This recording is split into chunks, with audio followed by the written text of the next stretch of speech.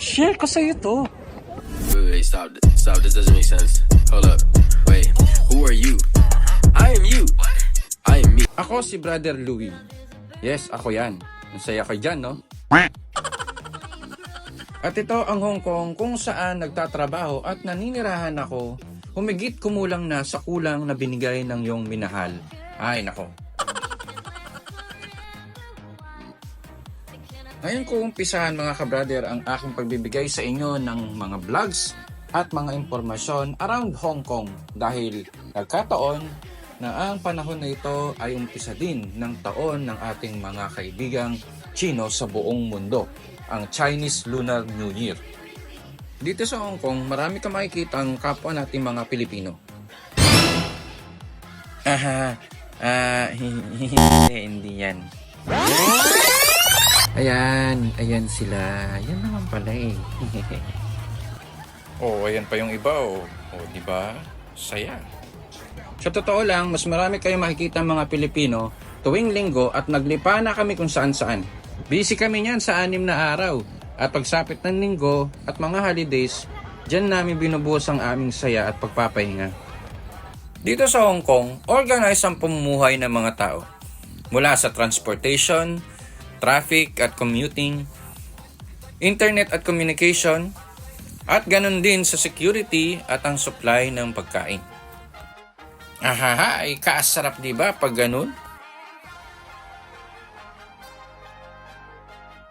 Ang Hong Kong ay isa lang sa mga syudad ng China. Siguro naman alam niyo yan. Kung hindi, yun nga sinasabi ko nga. Sa ngayon, nasa 7.4 million residents ang nakatira dito. At sa dami niyan, 2.7% lang tayo mga kabayan.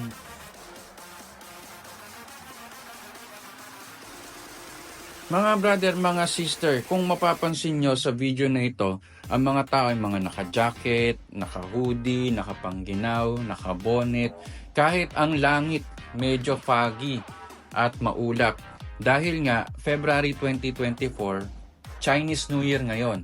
At ang klima na malamig ay napakahalaga sa mga kaibigan nating Chino at gayon din dito sa Hong Kong upang maging maswerte ang susunod na taon. So may 4 na weather ang Hong Kong. Spring, summer, fall, at winter. Wala nga lang snow. Pero pwede siyang lumamig ng hanggang 6 degrees or lower pa. Kaya ingat din sa mga sakit-sakit. Pero all in all mga brother at sister, masarap talaga mamuhay dito sa Hong Kong. Basta meron kang maayos na trabaho. Sa pagkain pa lang, magiging healthy ka na. Itong Hong Kong na ang naging pangalawang tahanan ko. Tulad ng mga ibang Pilipino dito, taon ang inaabot bago ulit ako makatungtong ng Pinas.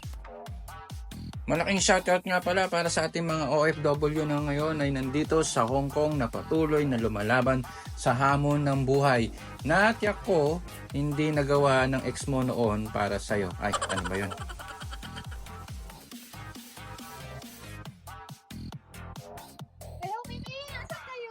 Dito lang naman ako sa tabi-tabi. Sana ay may mga na-share ako sa inyo na kapakipanabang mga brother and sister sa video na ito. At sa mga gustong mag-comment, mag-suggest at may mga tanong tungkol po sa video na ito, paki-comment lang po sa ating comment section. At ito ang inyong Brother Louie, ang Pinoy Big Brother ng Hong Kong. Peace!